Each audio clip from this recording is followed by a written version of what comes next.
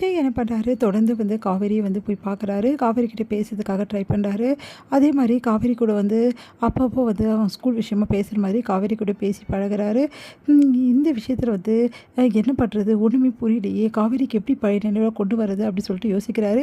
ஒரு விஷயம் விஜய்க்கு ஞாபகம் வருது.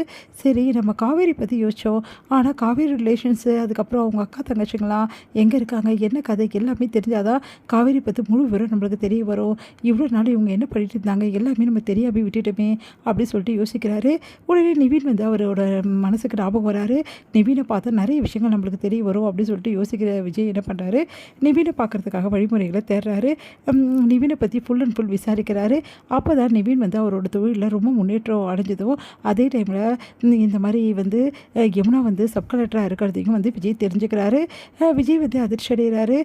இவ்வளோ நாள் இதை தெரியாமல் நம்ம விட்டுட்டோமே, அவங்கள பற்றி யோசிக்காமல் விட்டுட்டோமே, நம்ம இருக்க பிரச்சனையில் எதை பற்றியும் நம்ம யோசிக்கல, காவேரி போன துக்கத்துலேருந்து நம்மளால் மீள முடியாமல் இத்தனை வருஷம் கஷ்டப்பட்டோம், அதனால தான் யாரை பற்றியும் நம்ம யோசிக்காமல் விட்டுட்டோம். இனிமேட்டாவது என்ன நடந்தது, ஏது நடந்தது, அதுக்கப்புறம் அவங்க என்ன ஆனாங்க, எல்லா விஷயத்தையும் தெரிஞ்சுக்கணும் அப்படின்னு சொல்லிட்டு யோசிக்கிற விஜய் நிவினை சந்திக்கணும்னு முடிவு பண்ணுறாரு. அதுக்கேற்ற மாதிரி நிவின் கிட்ட அப்பாயின்மெண்ட்டும் வாங்குறாரு அவரோட ஆஃபீஸில். அந்த விஜய் என்ன பண்ணுறாரு, நிவினை மீட் பண்ணுறதுக்காக போகிறாரு. நிவினும் யார் மீட் பண்ணுறா, சார் விஜய்னு சொன்னார். விஜயா? விஜய்னு எனக்கு விஜய் ஒருத்தர் தானே தெரியும், வேறு யாரும் எனக்கு தெரியாது அப்படின்னு சொல்லிட்டு யோசிச்சுட்டே நிவின் சரி வர சொல்லுங்கள் அப்படின்னு சொல்லிட்டு பேசுகிறாரு. விஜயை பார்த்தோன்னா நிவின் பயங்கரமாக அதிர்ச்சி அடைகிறாரு. அவரால் தாங்கிக்க முடியல. என்ன இது, விஜயே வந்த மாதிரி இருக்கு அப்படின்னு சொல்லிட்டு, விஜய் நீங்களா அப்படின்னோடனே, நான் உங்ககிட்ட பேசணும் அப்படின்றாரு. நீங்கள் எப்படி விஜய், நீங்கள் உயிரோடு தான் இருக்கீங்களா அப்படின்னோடனே அதிர்ச்சி அடைகிறார் விஜய். நீங்கள் என்ன சொல்கிறீங்க, நான் உயிரோடு இல்லாமல் எங்கே போனேன், இல்லை விஜய் அது அப்படி சொல்கிறோன்னே, என்ன ஆச்சு, என்ன நடந்ததுன்னொன்னே, சரி வாங்க நம்ம வெளியே போய் பேசலாம் அப்படின்னு சொல்லிட்டு விஜயும் நிவினும் வெளியே போய் பேசுகிறாங்க. அப்போ ரெண்டு பேருமே ரொம்ப நேரம் அமைதியாக இருக்காங்க. இந்த உன்னமும் நிவினால் ஜீர்ணிக்க முடியல. விஜய் உண்மையிலே நீங்கள் உயிரோடு தான் இருக்கீங்களா அப்படின்றாங்க.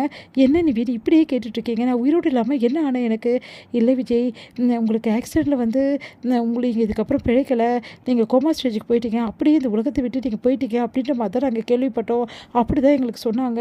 இப்போ வரைக்கும் நாங்கள் எல்லோரும் அதை தான் நம்பியிருக்கோம். ஏன் காவேரி வீட்டில் அவங்க அம்மா, அதுக்கப்புறம் அவங்க தங்கச்சி, அவங்க அக்கா எல்லாருமே இதை தான் நம்பியிருக்காங்க, ஏன் நானும் இதை தான் நம்பினேன், உங்கள் வீட்டில் அப்படி தான் சொன்னாங்க விஜய் அப்படின்னு பயங்கரமாக அதிர்ச்சி அடைகிறாரு. விஜயால் தாங்கிக்க முடியல. நீங்கள் என்ன சொல்கிறீங்க அப்படின்னோடனே, ஆமாம் விஜய், இல்லைன்னா நாங்கள் ஏன் உங்களை தேடி வராமல் இருக்க போகிறேன், ஏன் முக்கியமாக நான் தேடி வருவேன்ல, நான் ஏன் தேடி வரல இது இவ்வளோ நாளாக, இதுதான் விஜய் காரணம், நீங்கள் இந்த உலகத்தை விட்டு போயிட்டீங்கன்னு தான் எங்ககிட்ட சொன்னாங்க. அதே டைமில் நானும் அந்த இடத்துல போய் விசாரித்தேன், குழந்தைய பார்க்கலாம் செய்யலான்னு, நீங்கள் வீடெல்லாம் காலி பண்ணிட்டு போயிட்டீங்க, உங்கள் தாத்தா எல்லோரும் காலி பண்ணிட்டு போயிட்டாங்க, நீங்களும் இந்த மாதிரி இந்த உலகத்தை விட்டு போயிட்டீங்கன்னு தான் சொன்னாங்க. யார் உங்களுக்கு சொன்னது, நான் இந்த உலகத்தை விட்டு போயிட்டேன்னு சொல்லிட்டு உங்ககிட்ட யார் சொன்னது, சொல்லுங்கள் நிவின் அப்படின்னோடனே, அது சொல்லுங்கள் நிவின், உங்கள் சித்தப்பா தான் இந்த மாதிரி சொன்னார்.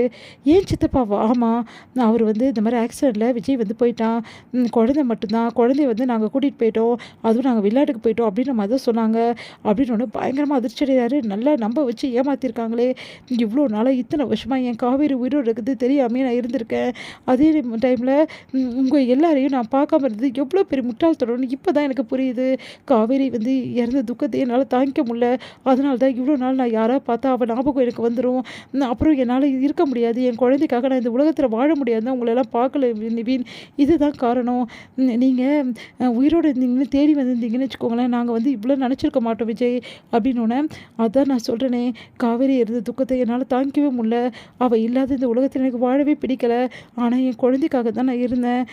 என்ன விஜய் சொல்கிறீங்க அப்படின்னோடனே நடந்த விஷயத்தையெல்லாம் விஜய் சொல்கிறாரு. அதிர்ச்சி நிவின், இவ்வளோ நடந்திருக்கா அப்படின்னு சொல்லிட்டு